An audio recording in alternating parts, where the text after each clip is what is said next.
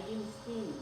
Halimbawa ma'am, gusto mo masanitize ng mga gamit, yan hygiene spin. Meron siyang temperature for the sanitation.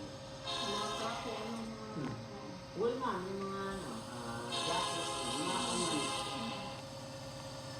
Absorb, araw-araw na